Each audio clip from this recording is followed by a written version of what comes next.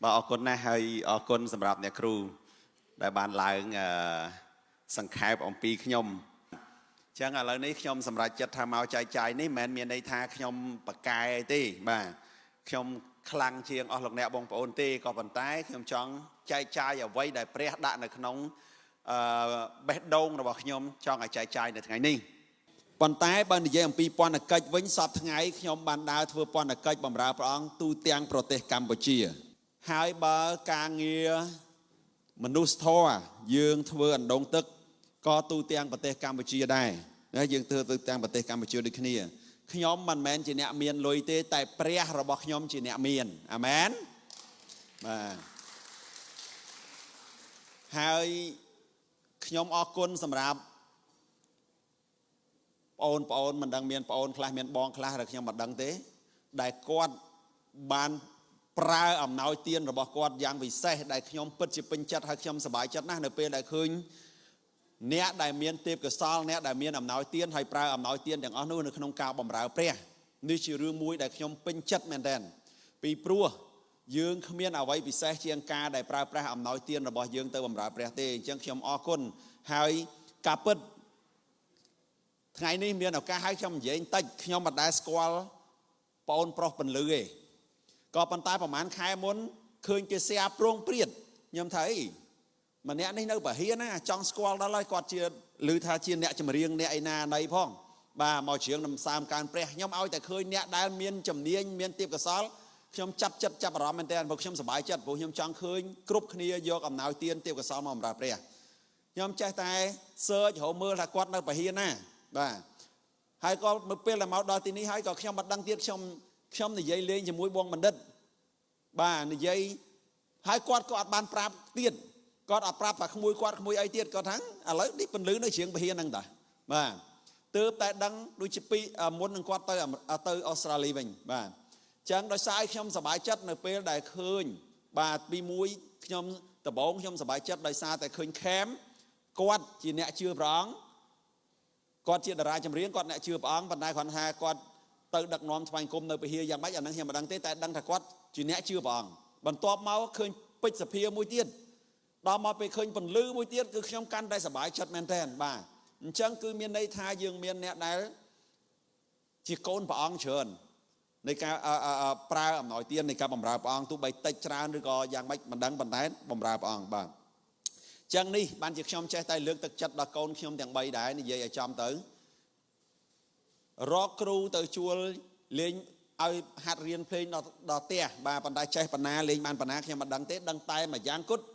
គឺចង់ឲ្យគាត់ចេះហើយប្រើទេពកោសល្យប្រើអំណោយទានឬក៏ប្រើចំណេះដែលគាត់រៀនហ្នឹងដើម្បីបម្រើព្រះព្រោះជីវិតរបស់ខ្ញុំចាប់ពី2020មក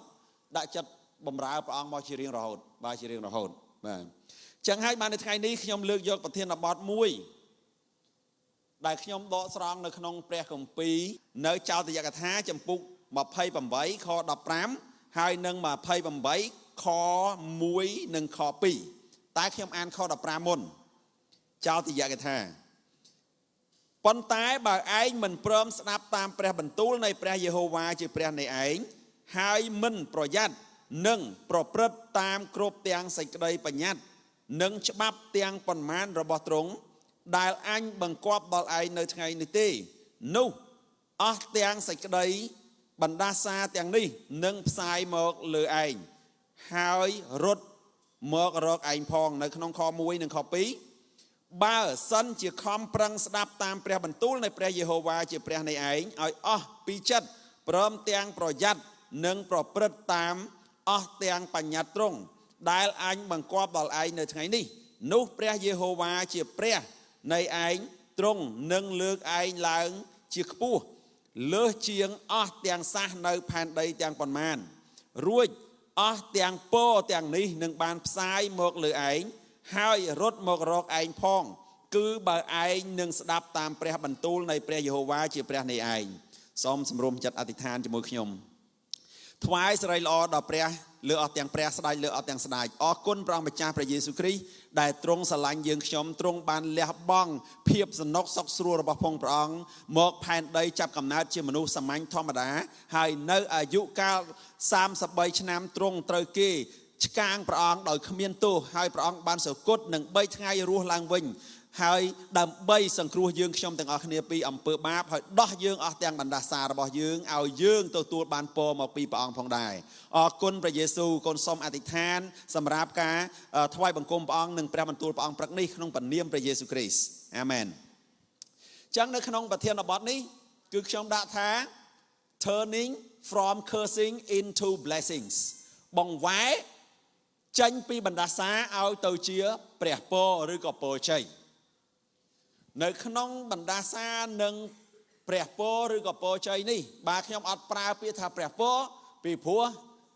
ខ្ញុំចង់ប្រើថាពរជ័យហ្នឹងគឺចេញពីយើងទៅអ្នកដទៃមិនមែនចេញពីព្រះទេបើខ្ញុំប្រើថាព្រះពរគឺយើងទទួលពីព្រះប៉ុន្តែមានន័យថាយើងធ្លាប់ជាអ្នកដែលរងបណ្ដាសាហើយយើងបានចេញពីបណ្ដាសាហើយយើងคล้ายទៅជាពរជ័យដល់អ្នកដទៃឬក៏ជីវិតរបស់យើងផ្ទាល់ចឹងនៅថ្ងៃនេះខ្ញុំចង់និយាយអំពីមនុស្សពីរនាក់មនុស្សទី1គឺជាកុមារម្នាក់ដែលគាត់រស់នៅក្នុងត្រកូលមួយក្នុងគ្រួសារមួយដ៏ក្រលំបាកដែលគ្រប់គ្រងទៅដោយអរុកអរិយអ្នកតាគ្រប់គ្រងទៅដោយវិញ្ញាណអាក្រក់ហើយជាគ្រួសារមួយដែលមានបងប្អូនបង្កើតចំនួន13នាក់ដែលមានឪពុកមានម្ដាយ2ហើយកូនចំនួន13នាក់អញ្ចឹងនៅក្នុងកូន13នាក់គឺមានស្រីចំនួន9ហើយប្រុស4នាក់ហើយនៅក្នុងគ្រួសារនោះគឺពិបាកហើយចុងក្រោយនៅឆ្នាំ1993ម្ដាយរបស់គាត់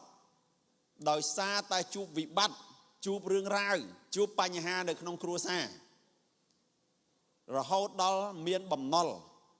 អញ្ចឹងម្ដាយរបស់គាត់សម័យនោះអត់មានអ្នកណាមើលលើកទឹកចិត្តអត់មានមេរៀនគេហៅថា motivational speaking អីណោះជួយអីលើកទឹកចិត្តជួយអីប៉ះពាល់អីទេអត់មានអញ្ចឹងការគិតខ្លីរបស់គាត់ក៏បានសម្រេចចិត្តធ្វើអតិឃាតខ្លួនឯងដោយលេបថ្នាំសញ្ញាក្បាលខ្មោចហើយគាត់ក៏បានស្លាប់បន្សល់ទុកនៅកូនចំនួន11នាក់បន្ទាប់ពីម្ដាយរបស់គាត់ស្លាប់ឪពុករបស់គាត់ចាប់ផ្ដើមរៀបភរិយាមួយទៀតរៀបការប្រពន្ធមួយទៀតប្រពន្ធទី2ហើយបានកូន2ទៀតអញ្ចឹងហើយបានទាំងអស់13នាក់នៅពេលដែលក្មេងប្រុសម្នាក់នោះគាត់ធ្លាប់តែមើលរឿងភាពយន្តខ្មែរយើងរឿងមរណៈមាតាឬក៏រឿងត្រីតម្រៃមាស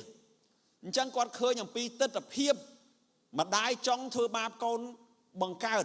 កូនស្រីបង្កើតអញ្ចឹងក្មេងប្រុសម្នាក់នោះគាត់ដឹងថាឲ្យតែគ្រប់ទាំងម្ដាយចង់គឺអត់ល្អអញ្ចឹងនៅពេលដែលឪពុករបស់គាត់រៀបការជាមួយប្រពន្ធថ្មី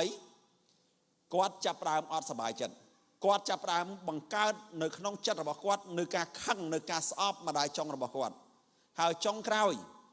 គាត់បានចាក់ចេញពីផ្ទះរបស់គាត់សុំឪពុករបស់គាត់ចេញពីផ្ទះហើយក៏ទៅរស់នៅក្នុងវត្តដោយសារតែគាត់ស្រឡាញ់វិស័យពុទ្ធសាសនាហើយគាត់ស្រឡាញ់ក្នុងការបួសធ្វើជាលោកសង្ឃហើយគាត់បានទៅនៅវត្តរយៈពេល1ឆ្នាំតែចុងបំផុតគាត់ក៏បានចាក់ចេញទៅដោយសារតែការរស់នៅក្នុងវត្តក៏អត់ជួបការល្អសម្រាប់ជីវិតរបស់គាត់ដូចអ្វីដែលគាត់ប្រាថ្នាអញ្ចឹងជីវិតរបស់ក្មេងប្រុសនោះបានឆ្លងកាត់ការលំបាកពីមួយដំណាក់កាលទៅមួយដំណាក់កាលរហូតដល់គាត់ចាក់ចេញពីស្រុកកំណើតហើយទៅនៅក្នុងខេត្តមួយដែលគ្មានមិត្តភ័ក្តិគ្មានបងប្អូនរស់នៅដោយអត់មានអ្នកស្គាល់គ្នាជាដំបូងហើយធ្វើឲ្យក្មេងប្រុសម្នាក់នោះបានធ្លាក់ខ្លួនទៅជាក្មេងមួយដែលចាប់ផ្ដើមចេះផឹកចេះលបែងចេះផឹកក៏ប៉ុន្តែជារឿងមួយដែលប្រសើរថាតើក្មេងប្រុសនោះបន្ទាប់ពីដំណើរជីវិតរបស់គាត់ចឹងហើយតើមានអីកើតឡើងបន្ទាប់ពីរឿងទាំងអស់នោះកើតឡើងក្រោយមកក្មេងប្រុសនោះគាត់ចង់សិក្សាភាសាអង់គ្លេសជាមួយនឹងជនជាតិបរទេសដំណាក់កាលនៅក្នុងជីវិតរបស់គាត់ចង់សម្លាប់ខ្លួនចង់ផឹកស្រាឲ្យសវឹងហើយដើរតាមផ្លូវឲ្យឡានបុកឲ្យស្លាប់ក៏ប៉ុន្តែនៅថ្ងៃមួយគាត់បានគិតនៅក្នុងចិត្តគាត់ថាបើចង់ឲ្យជីវិតគាត់ផ្លាស់ប្រែជីវិតគាត់បានចេញពីការអាក្រក់ទាំងអស់ហ្នឹងលើកលែងតែគាត់ចេះភាសាអង់គ្លេស ចឹងក្មេងប្រុសនឹងចាប់ដើមសួរគេថាតើមានគ្រូបរទេសណាបរៀនអង់គ្លេសអត់យកលុយដែរទេពេលនោះក្មេងប្រុសមិត្តភ័ក្តិរបស់ក្មេងប្រុសនោះបានប្រាប់គាត់បានណែនាំដល់គាត់បានប្រាប់ថាចាត់ទុកតែក្មេងប្រុសនឹងឈ្មោះកចុះមិត្តភ័ក្តិរបស់គាត់ថាអាកឥឡូវអញស្គាល់ព្រោះភាសាគឺនិយាយភាសាអញចឹងអញស្គាល់សាលាមួយដែលគេបរៀនអង់គ្លេសហើយអត់យកលុយជនជាតិបរទេសអញ្ចឹងក្មេងប្រុសនឹងថាប្រាប់ថាតាអញ្ចឹងជូនអញទៅនៅជូនអញទៅអញចង់រៀនប៉ុន្តែនៅគណៈកាលនោះក្មេងប្រុសនោះគាត់មានជំនឿប្រតិបត្តិទៅលើពុទ្ធសាសនាគាត់ស្រឡាញ់គោរពប្រតិបត្តិពុទ្ធសាសនាខ្លាំងហើយគាត់ស្អប់អ្នកជឿព្រះយេស៊ូវមែនទែនដោយសារតែពេលនោះគាត់បានធ្លាប់ឮពាក្យចចាមអារាមថាឲ្យតែអ្នកជឿយេស៊ូវអត់ឲ្យដឹងគុណឪពុកម្ដាយជឿយេស៊ូវអត់ឲ្យគោរពឪពុកម្ដាយអញ្ចឹងគាត់ចាប់ផ្ដើមបង្កើតគំនិតស្អប់អ្នកជឿយេស៊ូវ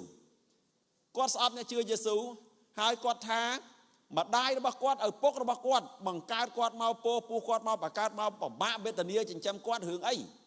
បានជាមិនឲ្យស្គាល់ឪពុកម្ដាយមិនឲ្យគោរពឪពុកម្ដាយប៉ុន្តែមិត្តភ័ក្តិរបស់គាត់ប្រាប់ថាពហិនឹងពហិយេស៊ូវកន្លែងសាលាហ្នឹងជាពហិយេស៊ូវក្មេងប្រុសនឹងខឹងទាំងមិត្តភ័ក្តិទៀតប៉ុន្តែមិត្តភ័ក្តិរបស់គាត់បានប្រាប់ថាយើងទៅរៀនសិនទៅបោកគេសិនទៅគេឲ្យធ្វើអីយើងធ្វើហ្នឹងនៅពេលដែលយើងមកផ្ទះវិញយើងធ្វើតាមអ្វីដែលយើងចង់ធ្វើហើយក្មេងប្រុសនោះក៏សម្រេចចិត្តទៅពេលដែលចាប់ផ្ដើមទៅរៀនមិនមែនជាភាសាអង់គ្លេសទេគឺថ្នាក់សាលាព្រះគម្ពីរ4ឆ្នាំពីម៉ោង5រហូតដល់ម៉ោង10យប់ជារៀងរាល់ថ្ងៃ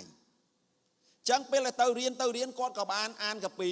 ឃើញនៅក្នុងព្រះគម្ពីរដាក់ថាកុមារីអើយចូលគោរពប្រតិបត្តិដល់ពុកម្ដាយដើម្បីបានអាយុវែងបានក្មេងប្រុសនោះចាប់ផ្ដើមភ្ញាក់រលឹកថាហេតុអីបានខ្ញុំឮផ្សេងហើយណាព្រះបន្ទូលនឹងផ្សេង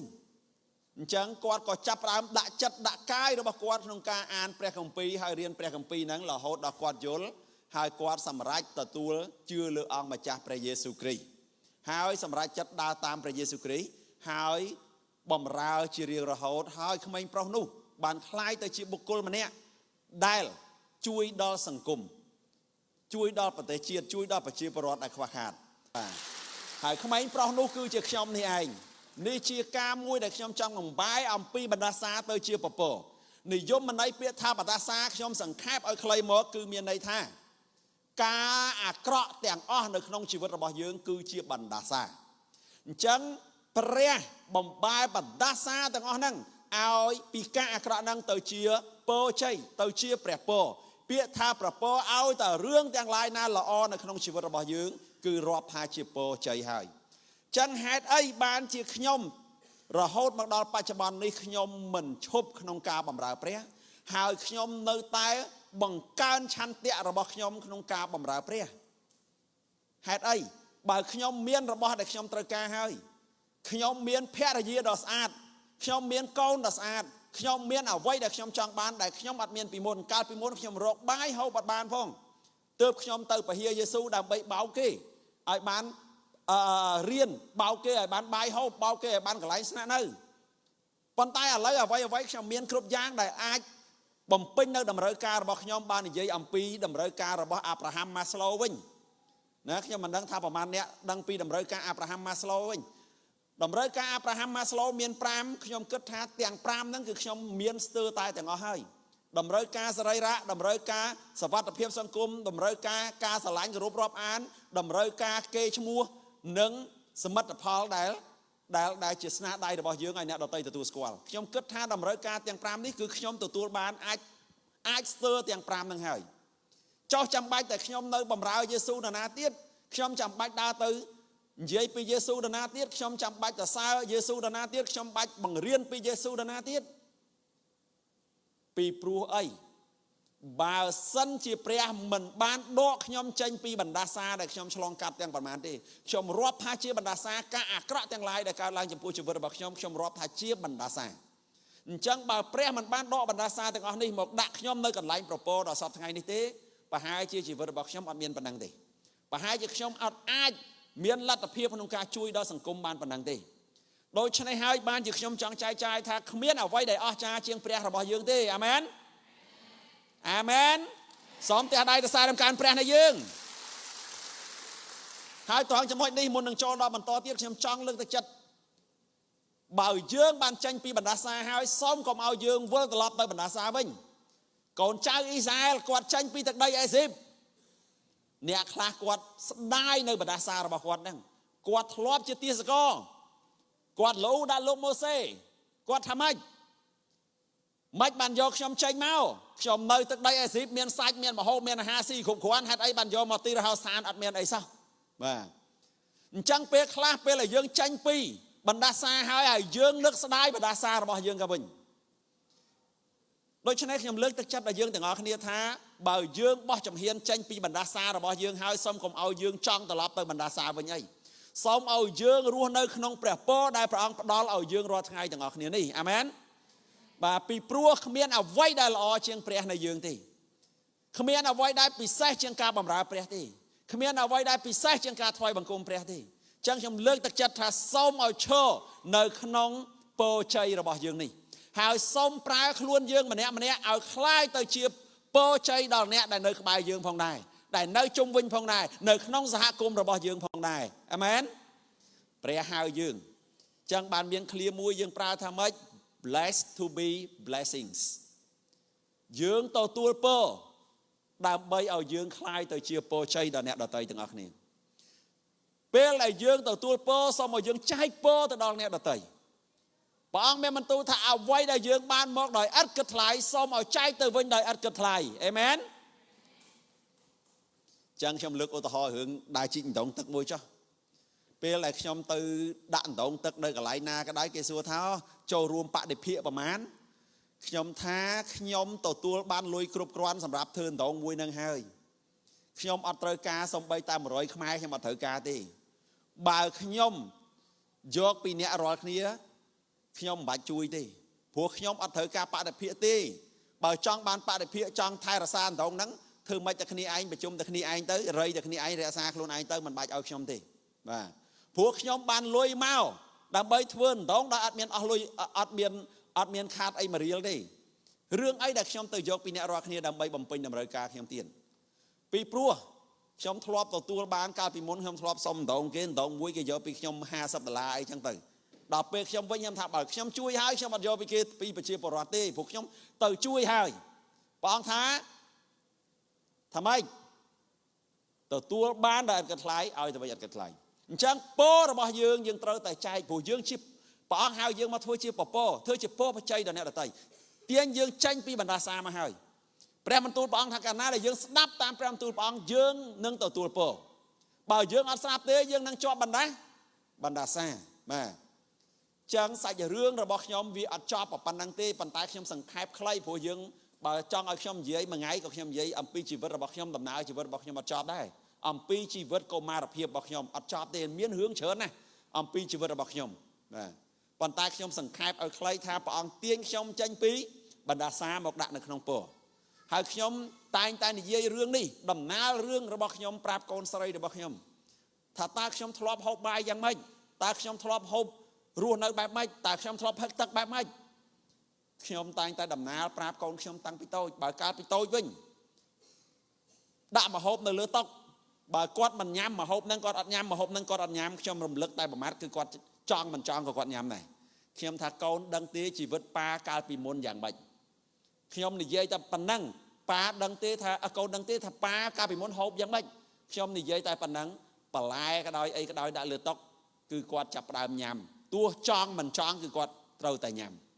ព្រោះគាត់ស្គាល់អំពីជីវិតរបស់ខ្ញុំយ៉ាងម៉េចតែខ្ញុំអរគុណព្រះដែលព្រះអង្គបានជ្រើសរើសខ្ញុំមកបាទចឹងដូច្នេះនេះជាជីវិតមួយដែលខ្ញុំចង់លើកឧទាហរណ៍ហើយសំណួរមួយដែលខ្ញុំសួរថាតើព្រះជាម្ចាស់ពិតជាអាចបង្វែរការអាក្រក់បំផុតក្នុងជីវិតរបស់យើងឲ្យប្រែក្លាយទៅជាអ្វីដ៏ល្អបានមែនឬទេអាហ្នឹងខ្ញុំអត់បាច់ឲ្យឆ្លើយទេហើយយកទៅពិចារណាហើយគិតមើលខ្លួនឯងខ្ញុំលើកឧទាហរណ៍នៅឆ្នាំ2015ជាឆ្នាំមួយដ៏អាក្រក់សម្រាប់ជីវិតខ្ញុំនិងគ្រួសារឆ្នាំ2015គឺជាឆ្នាំដ៏អាក្រក់ខ្ញុំបម្រើព្រះអង្គខ្ញុំស្រឡាញ់ព្រះអង្គលះបង់ដើរតាមព្រះអង្គគ្រប់យ៉ាងប៉ុន្តែហេតុអីបានមានរឿងអាក្រក់កើតឡើងនៅថ្ងៃទី1ខែ3ឆ្នាំ2015ខ្ញុំចេញមកពីធ្វើការបម្រើព្រះអង្គខ្ញុំចេញមកពី ជួយប្រជាពលរដ្ឋដែលខ្វះខាតហើយបើកឡានពីភ្នំពេញពីកំពង់ធំមកភ្នំពេញមកដល់ពាក់កណ្ដាលផ្លូវម្ដុំភ្នំហាន់ជ័យខ្ញុំមានគ្រោះថ្នាក់ចរាចរណ៍ពីអ្នកប្តីប្រពន្ធគឺនៅពេលនោះគេធ្វើផ្លូវថ្នល់ហើយតែគេអត់ទាន់កាយអាកណូថ្មកណូកពីកណូកចេញហើយខ្ញុំបើកឡានពេលយប់ផងរៀងលឿនបាទបុកថ្មនឹងខ្ទេចឡានរបស់ខ្ញុំហើយទៅមុខអត់រួចទេប៉ុន្តែនៅគណៈពេលដែលឡានបុកប៉ាំងហ្នឹងរាល់ថ្ងៃខ្ញុំពាក់ឡានឲ្យបើកឡានអត់ដាក់កបាត់ទេពីអ្នកប្តីប្រពន្ធតែថ្ងៃហ្នឹងខ្ញុំដាក់កបាត់អញ្ចឹងបុកផាំងស្រាប់តែមានសម្លេងមួយស្រែកប្រាប់ខ្ញុំថាដកជើងពីប្រាំងបាទដកជើងពីប្រាំងខ្ញុំដកជើងផ្លែតឡានរលត់ឈឹបបើសិនជាខ្ញុំមិនដកជើងពីប្រាំងហើយខ្ញុំជន់ប្រាំងគឺឡាននឹងកឡាប់ហើយបើកឡាប់ចូលនៅក្នុងជង្ហុកបាទតាមផ្លូវហ្នឹងអញ្ចឹងយើងទាំងពីរនាក់ប្រកាសជាស្លាប់តែយើងអរគុណព្រះអង្គអាក្រក់រឿងមួយកើតឡើងហើយខ្ញុំត្រឡប់មកដល់ភ្នំពេញខ្ញុំប្រាប់ឪពុកម្ដាយរបស់ខ្ញុំឪពុកម្ដាយក្មេងខ្ញុំថាកូនស្រីខ្ញុំកាលហ្នឹងនៅតូចឆ្នាំ2015ថាណាឡានតើឡានខូចចូលជាងបាត់ហើយតែអត់បានប្រាប់គាត់ថាគ្រោះថ្នាក់បញ្ហាកើតឡើងទេមិនឡងបាន7ថ្ងៃផ្ទះដែលយើងជួលជា office របស់យើងនៅថ្ងៃទី8មីនាគឺយើងបិទទ្វារចោលផ្ទះហ្នឹងធ្វើពហិផងធ្វើ office ផងហើយយើងទៅធ្វើកម្មវិធីសិទ្ធិនារីនៅពហិយើងនៅឯពហិរបស់យើងមួយទៀតនៅឯតាមនៅភូមិល្ងាចឡើងចប់ហើយយើងអត់ទាន់មកពហិទេព្រោះម៉ោង4ម៉ោង5យើងថ្វាយបង្គំយើងនាំគ្នាទៅជប់លៀងនៅវាលស្រែជប់លៀងអីទៅចាប់ត្រីស្ទូចត្រីនៅក្នុងស្រះដើម្បីជប់លៀងនៅទីនោះម៉ោង4កន្លះខ្ញុំគេលើកអាំងត្រីហើយលើកត្រីដាក់នឹងមាត់ហើយរៀបញ៉ាំត្រីទូញ៉ាំមិនញ៉ាំនេះញ៉ាំបែបលេងផងស្រាប់តែសមាជិកពហិរបស់យើងខលទៅថាលោកគ្រូមកបន្ទាន់ភ្លើងឆេះអស់ហើយបាទណាអាចឃើញនៅក្នុងបាទនោះបាទណាខ្ញុំមើលនៅខាងនោះហើយលោកមានដែរតែអត់ឃើញការពិតនៅខាងក្រោយនេះសោះបាទណា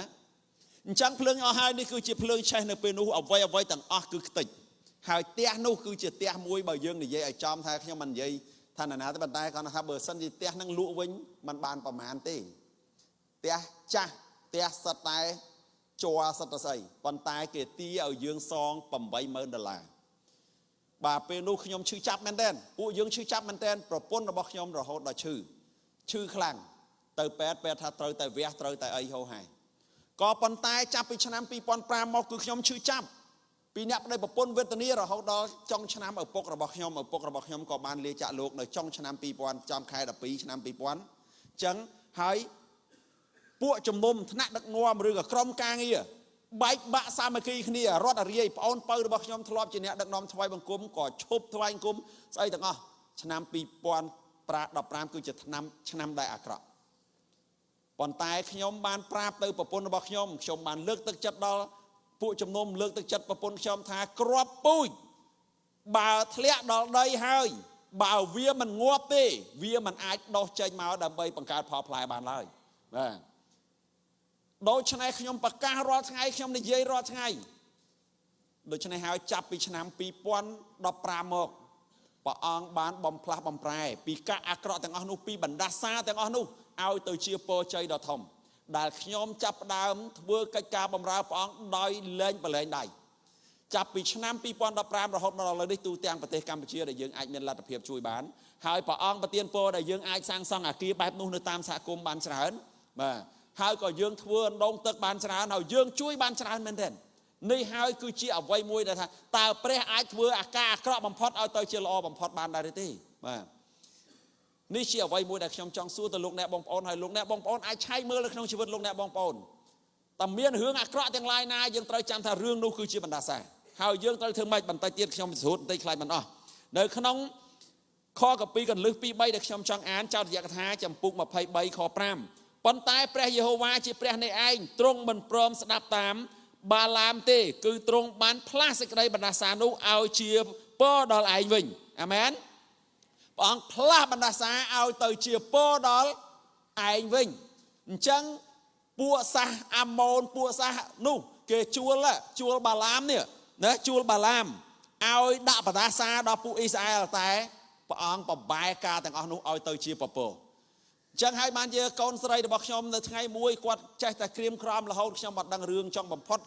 miền Panh Hà được trong sala cái ăn dây họ cái ấy tại nhom ban lương thực chặt quạt ban ao kho cà pi tới quạt thà câu nào cho kho cà pi prapha cho sờ lạnh khăm sờ trơ cho ao po nè na đây vật tịch prasa cho atithan nè na biên câu đây chừng trong lương kho cà pi hai trong cào quạt dọc tại anh vót quạt tinh kho cà pi hai trong cào trong su quạtทำไมhai con quạt thưa bàn pana rồi thà pa lấy con lên ai bà con lên ai hai con sợi nó cứ con sợi hà đà sa con sợi đã bọc nhom hà đà sa con tì pì quạt tayแต่ miền រឿង quạt អត់ ចូល ចិត្ត ប្រាប់ ទេ គាត់ តែង តែ លាក់ ទុក ក្នុង ចិត្ត ម្នាក់ ឯង បាទ ទម្រាំ នឹង ខ្ញុំ ដឹង មាន តែ បង ស្រី របស់ គាត់ តែង តែ មក ប្រាប់ ខ្ញុំ រហូត ថា មើល ហាដាសា ផង មាន រឿង ចេះ មាន រឿង ចេះ បាទ ចឹង ព្រះ អង្គ បំបែ បណ្ដាសា ឲ្យ ទៅ ជា ពរ ជ័យ ចុង ក្រោយ គាត់ ថា មិត្ត ភក្តិ របស់ គាត់ បាទ ល្អ ល្អក់ លឿន ជាមួយ គាត់ ឡើង វិញ លោកកបាទ ចម្ពុក 50 ខ 20 អ្នក រាល់ គ្នា បាន គិត ធ្វើ អាក្រក់ ដល់ ខ្ញុំ តែ ព្រះ ទ្រង់ សម្រេច ជា ការ ល្អ វិញ ដើម្បីនឹងសង្គ្រោះជីវិតនៃមនុស្សជាច្រើនដូចជាបានកើតមានសពថ្ងៃនេះនេះគឺពាក់ព័ន្ធទៅនឹងរឿងរបស់យ៉ូសេបតើបងប្រុសរបស់គាត់បាទបងប្រុសរបស់គាត់ធ្វើបាបគាត់យ៉ាងណាណាយ៉ូសេបបងប្រុសរបស់គាត់ធ្វើគាត់បាបគាត់យ៉ាងណាខ្ញុំនឹងនិយាយរឿងនេះដំណើររឿងនេះខ្លីមួយមុននឹងបញ្ចប់ប៉ុន្តែពេលនេះត្រង់ថាគាត់ថាម៉េចអ្នកគិតអាក្រក់ដល់ខ្ញុំតែព្រះទ្រង់សម្រេចជាការល្អវិញពេលខ្លះរឿងអាក្រក់កើតឡើងចំពោះជីវិតរបស់យើងយើងត្រូវចាំថារឿងអាក្រក់វាគឺជាឱកាសសម្រាប់ពរជ័យដល់យើងទាំងអស់គ្នាខ្ញុំចាំមួយខ្ញុំបានអានរឿងមួយគេថាមានបុគ្គលម្នាក់នោះគាត់ចេះតែពិនិត្យមើលអ្នកដែលមានពុកមាត់ហើយដកពុកមាត់អញ្ចឹងធ្វើម៉េចឲ្យស្រួលគាត់ចាប់ផ្ដើមរកវិធីសាស្ត្រថានោះជាបញ្ហារបស់គេហើយគេដោះពុកមាត់ជាបញ្ហារបស់គេហើយអញ្ចឹងនោះជាឱកាសរបស់គាត់បញ្ហារបស់គេគឺជាឱកាសរបស់យើងបញ្ហារបស់អ្នកដទៃតែជាឱកាសរបស់យើងមានន័យថាម៉េចបើអ្នកឯងចង់ស្រួលទេខ្ញុំផលិតឡាមកោពុកមាត់ឃើញទេបញ្ហារបស់អ្នកជំងឺគឺជាឱកាសរបស់គ្រូពេទ្យមែនអត់អញ្ចឹងបើចង់បានលុយពីអ្នកជំងឺធ្វើពេទ្យទាំងអស់គ្នាទៅបាទបញ្ហាអ្នកអត់មានមធ្យោបាយធ្វើដំណើរឱកាសអ្នកធ្វើកង់លក់សម័យមុនសម័យនេះឱកាសអ្នកផលិតឡានហើយនឹងបង្កើតក្រុមហ៊ុនឡានអ្នកដែលចូលចិត្តញ៉ាំនំដូណាត់លោកពូគាត់ថាគាត់ធ្លាប់ធ្វើជាតកែហាងនំដូណាត់នៅអាមេរិកសម្បូរណាស់ដូណាត់ខ្ញុំមានមិត្តភ័ក្តិធ្វើហាងនំដូណាត់ដែរនៅរដ្ឋអូក្លាហូម៉ាខ្ញុំទៅគេងផ្ទះគាត់ម៉ានដងហើយទៅរៀនធ្វើដូណាត់ជាមួយគាត់បាន2-3 ដងដែរបាទអញ្ចឹងបញ្ហាអ្នកដទៃគឺជាឱកាសរបស់យើងប៉ុន្តែកុំយកបញ្ហារបស់គេនឹងមកជាការកេងប្របាញ់ផ្ទាល់ខ្លួនគឺមានន័យថាយើងទៅឱកាសនឹងទៅរកដំណោះស្រាយឲ្យគេរឿងអាក្រក់កើតឡើងយើងត្រូវយកការអាក្រក់នឹងជាមេរៀនសម្រាប់ជីវិតរបស់យើងម្នាក់អាមែនអត់ថាតើអតីតកាលរបស់យើងជួបការអាក្រក់យ៉ាងម៉េចជួបបញ្ហាយ៉ាងម៉េចតើបណ្ដាសាយើងយ៉ាងម៉េចសូមឲ្យយើងរៀនពីវាហើយបែរចេញពីវាដើម្បីជាបទពិសោធន៍សម្រាប់អភិវឌ្ឍខ្លួនរបស់យើងទាំងអស់គ្នាកាលពីមុនយើងគោរពអរកអរិយអ្នកតាយ៉ាងម៉េចតែបច្ចុប្បន្ននេះសូមឲ្យយើងថ្វាយសិរីល្អដល់ព្រះជាម្ចាស់បែបណាព្រោះព្រះដកយើងចេញពីនឹងហើយកាលពីមុនយើងថ្វាយគុំអ្វីមួយដែលយើងមិនដឹងការពិតតែបច្ចុប្បន្នគឺយើងបែរមកជាពរជ័យហើយយើងស្គាល់រឿងនេះជាការពិតនៅក្នុងជីវិតរបស់យើងហើយសូមឲ្យយើងបានធ្វើការថ្វាយបង្គំព្រះដោយកាលដែលយើងថ្វាយបង្គំអរកអរិយអ្នកតាឲ្យលើសមិនឲ្យដូចទេឲ្យលើសពីអ្វីដែលយើងថ្វាយបង្គំអរកអរិយអ្នកតាព្រោះអ្នកដែលយើងថ្វាយបង្គំសពថ្ងៃនេះគឺជាអ្នកដែលព្រះពិតសំណួរសួរថាហេតុអីបានយើងត្រូវថ្វាយបង្គំព្រះ because we know who he is we worship God because we know who he isយើងថ្វាយបង្គំព្រះព្រោះយើងស្គាល់ច្បាស់ថាព្រះអង្គជានរណា Why we praise God ហេតុអីបានយើងត្រូវទៅសើរដំណើរព្រះ Because we know what he has done for us ព្រោះយើងដឹងច្បាស់ថាព្រះអង្គបានធ្វើអីសម្រាប់យើងទៅសើរដំណើរព្រះអង្គព្រោះយើងដឹងថាព្រះអង្គបានធ្វើកិច្ចការអីសម្រាប់យើងថ្វាយបង្គំព្រះអង្គព្រោះយើងស្គាល់ព្រះអង្គថាជានរណាដូច្នេះហើយសូមឲ្យយើងបានដាក់ជីវិតរបស់យើងត្រូវដឹងថាអតីតកាលរបស់យើងគឺជាបណ្ដាសាបច្ចុប្បន្នកាលរបស់យើងគឺជាពរជ័យសម្រាប់ខ្លួនយើងនិងសម្រាប់អ្នកដទៃសម្រាប់ប្រទេសជាតិរបស់យើងអាមែនសូមទៅសើរដំណើរព្រះអង្គ រ៉ូមចំពុក8ខ28តែយើងដឹងថាគ្រប់ការទាំងអស់បានផ្សំគ្នាសម្រាប់សេចក្តីល្អដល់ពួកអ្នកដែលស្រឡាញ់ព្រះគឺដល់ពួកអ្នកដែលទ្រង់ហៅមកតាមព្រះតម្រេះបាទខ្ញុំមិនបាច់បកស្រាយទេការល្អការអាក្រក់សុទ្ធតែជារឿងល្អសម្រាប់យើងកាឡាទីចំពុក3ខ13ដល់ខ14ព្រះគ្រីស្ទទ្រង់បានលួសយើងរាល់គ្នាឲ្យរួចពីសេចក្តីបណ្ដាសាក្រិតវិន័យដោយទ្រង់ត្រូវបណ្ដាសាចំនួនយើងរាល់គ្នាត្បិតមានសេចក្តីចែងទុកបថាត្រូវបណ្ដាសាហើយអ្នកណាដែលត្រូវព្យួរនៅឈើឆ្កាងដើម្បីឲ្យពររបស់លោកអាប់រ៉ាហាំបានមកដល់អស់ទាំងសះនៅក្នុងព្រះគ្រីស្ទយេស៊ូវប្រយោជន៍ឲ្យយើងបានទទួលសន្យាគឺជាព្រះវិញ្ញាណដោយសារជំនឿចឹងព្រះអង្គដកបណ្ដាសារបស់យើងអស់ហើយយើងសពថ្ងៃនេះយើងមិននៅជាប់បណ្ដាសាតទៅទៀតទេអាមែនបណ្ដាសារបស់យើងគឺព្រះគ្រីស្ទយកដាក់នៅលើឈើឆ្កាងជាមួយព្រះអង្គអស់ហើយយើងទាំងអស់គ្នាលែងមានបណ្ដាសាហើយយើងរស់នៅរាល់ថ្ងៃគឺរស់នៅក្នុងពរជ័យដែលព្រះផ្ដល់ឲ្យយើងទាំងអស់គ្នាជាព្រះពរដែលព្រះអង្គបានដកយើងចេញពីបណ្ដាសាមកដាក់នៅក្នុងពរជ័យពេលដែលមានការអាក្រក់ណាកើតឡើងសូមឲ្យយើងត្រូវចាំថាមកតែពីអរិយតែប៉ុណ្ណោះបាទចឹងបបប្រហែលខ្ញុំលឿនបន្តិចព្រោះខ្លាចចិត្តអស់ម៉ោងបាទបបប្រហែលនៃបណ្ដាសាទី1មកពីអំពើបាបផ្ទាល់របស់យើងហើយនឹងការបះបោររបស់យើងនៅពេលដែលយើងបែរចេញពីបទបញ្ជារបស់ព្រះជាម្ចាស់និងរស់នៅក្នុងការមិនស្ដាប់បង្គាប់យើងបើកផ្លូវឲ្យមានផលលំបាកដល់ខ្លួនយើងលំបាកទាំងខាងវិញ្ញាណលំបាកទាំងខាងរូបកាយនិងអារម្មណ៍កើតទុក្ខឈឺចាប់ស្អិតល្មួតហោហែផ្សេងទី2បាទទី2បណ្ដាសាជាគេហៅថាបណ្ដាសាតចំនួនឬក៏គំរូឲ្យពីឪពុកម្ដាយបើយើងមិនស្ដាប់បង្គាប់ព្រះថាបណ្ដាសាកើតឡើងយើងប្រមាណដំណរនោះបាទព្រះបន្ទូលព្រះអង្គអញ្ចឹងណាខ្ញុំទៅស្រួតបន្តិចដើម្បីឲ្យឆាប់ទៅខាងក្រោមមួយទៀតគឺបណ្ដាសាកើតឡើងដោយសារអីដោយសារតែការដែលយើងប្រកាសរឿងអវិជ្ជមាននៅក្នុងជីវិតរបស់យើងពេលខ្លះយើងចូលចិត្តប្រកាសរឿងអវិជ្ជមាននៅលើជីវិតយើងពេលខ្លះឪពុកម្ដាយតាមជនបទអីដាក់បណ្ដាសាកូនណាអាគេបាញ់ត្រូវគ្រាប់ជាប់ច្បាក់ជាប់គុកអីផ្សេងអញ្ចឹងនេះហើយជាបណ្ដាសាដែលកើតឡើងបាទការដាក់បណ្ដាសាពេលខ្លះនិយាយថាខ្ញុំល្ងងណាស់ខ្ញុំគ្មានសមត្ថភាពទេអាហ្នឹងហើយយើងកំពុងតែនិយាយរឿងអវិជ្ជមានដល់ខ្លួនឯងបាទយើងដាក់បណ្ដាសាខ្លួនឯងបើយើងនិយាយថាខ្ញុំល្ងងខ្ញុំមិនចេះអីទេខ្ញុំអត់សមត្ថភាពអាហ្នឹងវាទៅតាមហ្នឹងឯងបាទទៅតាមហ្នឹងឯងណាបាទអតិពលការជិះជាន់ពីវិញ្ញាណអាក្រក់ដែលយើងសពកាលពីអតីតកាលដែលយើងគោរពអរិយអ្នកតាហ្នឹងខ្ញុំគ្រាន់តែអានចំណុចសំខាន់ការដាក់បណ្ដាសាលើខ្លួនឯងតាមរយៈភាពល្វីងជូរចត់បាទបកកែកើតទុកបកកែឈឺចាប់បកកែមានកំហឹងបកកែចំណែនបកកែឈ្នានេះទាំងអស់ហ្នឹងហើយសិតតែជាបណ្ដាសាសូមឲ្យយើងដកវាចេញអាហ្នឹងណាដកវាចេញចឹងអំណាចរបស់ព្រះដើម្បីអាចបង្វែរបណ្ដាសានោះបានទី1គឺការប្រែចិត្តណាការប្រែចិត្តចេញពីបណ្ដាសាហើយមកទទួលយកពរជ័យមកពីព្រះជាម្ចាស់នៃយើងរបាខ្សត្រខ្សែទី2ចំពុក7ខ14បើរិះអញដែលបានហៅតាមឈ្មោះអញគេបន្ទាបខ្លួនហើយអធិដ្ឋានរកមកអញព្រមទាំងងាកបែរចេញពីផ្លូវអាក្រក់របស់គេនោះអញនឹងស្ដាប់ពីលើស្ថានសួគ៌ហើយនឹងអត់ទោសអំពើបាបគេទាំងមើលស្រគីអាជាផងចឹងសូមឲ្យយើងប្រែចិត្តគឺជាផ្លូវមួយដែលយើងអាចចេញពីបណ្ដាសាមកទទួលពរជ័យ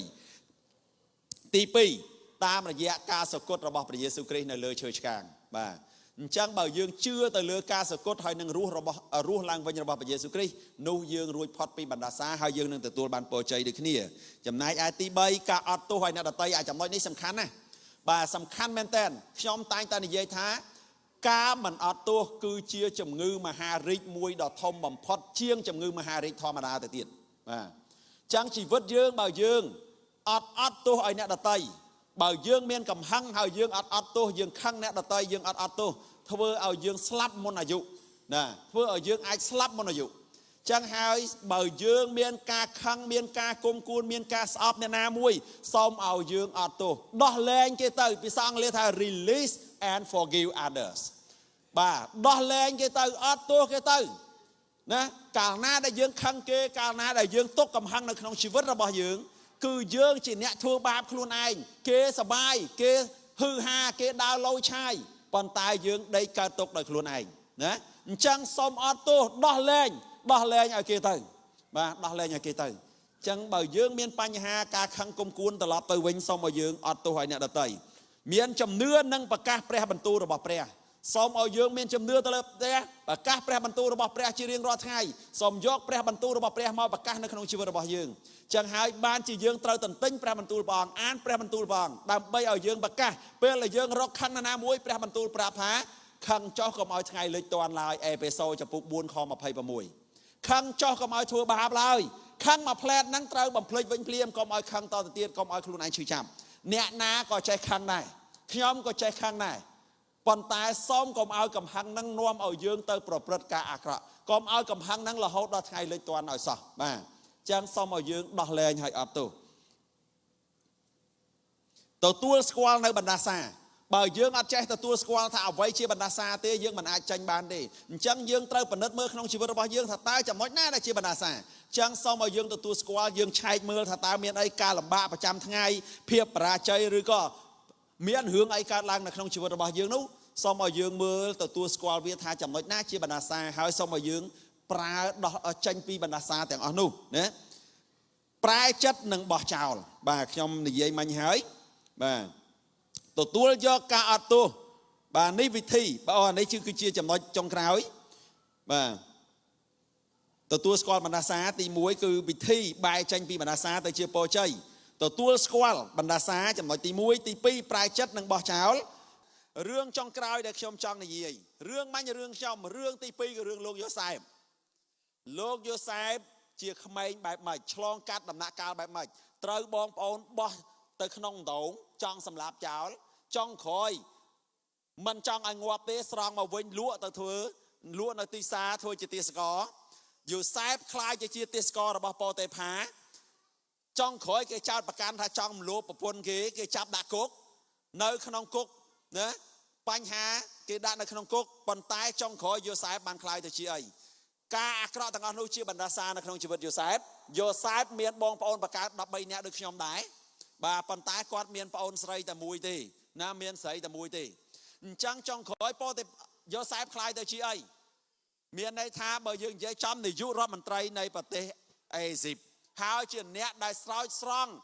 មនុស្សជាច្រើននៅក្នុងពិភពលោកនៅពេលដែលមានគ្រោះទុក្ខភ័ក្រកើតឡើងដូច្នេះហើយសរុបសេចក្តីមកព្រះជាម្ចាស់ទ្រង់មិនបញ្ចប់ត្រឹមសាច់រឿងរបស់យើងទេទ្រង់នៅតែធ្វើការអស្ចារ្យនៅតែធ្វើការក្នុងជីវិតរបស់យើងសូមឲ្យព្រះប្រើយើងព្រោះព្រះអង្គបណ្ដោះយើងចេញពីបណ្ដាសាហើយសូមឲ្យប្រើយើងធ្វើជាពរជ័យដល់អ្នកដទៃសូមឲ្យប្រើជីវិតរបស់យើងคล้ายទៅជាជីវិតដែលមានតម្លៃជីវិតយើងគឺជាជីវិតដែលមានតម្លៃសម្រាប់សង្គមជាតិរបស់យើងសម្រាប់សហគមន៍របស់យើងសម្រាប់គ្រួសាររបស់យើងនិងសម្រាប់ខ្លួនឯងគេនឹងរកយើងពេលណាដែលយើងធ្វើឲ្យខ្លួនយើងមានតម្លៃខ្ញុំបានប្រាប់កូនស្រីរបស់ខ្ញុំថាបើចង់ឲ្យខ្លួនឯងមានតម្លៃត្រូវប្រឹងបើយើងរត់ទៅរកគេបញ្ជាយើងបានតាមចិត្តប៉ុន្តែបើគេរត់មករកយើងគេអាចចេះតែបញ្ជាយើងបានទេយើងធ្វើខ្លួនយើងឲ្យមានតម្លៃនៅពេលណាដែលខ្លួនយើងមានតម្លៃនោះគេនឹងរត់មករកយើងសរុបមកវិញខ្ញុំឲ្យអត្ថន័យចុងក្រោយមួយថាbe valuable not always available អូខេសូមឲ្យមានតម្លៃសូមធ្វើខ្លួនឲ្យមានតម្លៃកុំធ្វើខ្លួនឲ្យតនេឲ្យថាខ្ញុំអញ្ចឹងថាខ្មែរថាម៉េចទេប៉ុន្តែកុំឲ្យគេរកអីកុំទៅគេរកអីក៏ទៅគេរកអីក៏ទៅណា available ហ្នឹងណាបាទអញ្ចឹងធ្វើឲ្យខ្លួនឯងឲ្យមានតម្លៃសិនបាទចុងក្រោយយើងកើតនៅទីណាក្នុងគ្រួសារបែបណាមានស្ថានភាពជីវិតយ៉ាងណាឬសាសនាអ្វីមិនអំពុលទេតែសំខាន់ថាតើ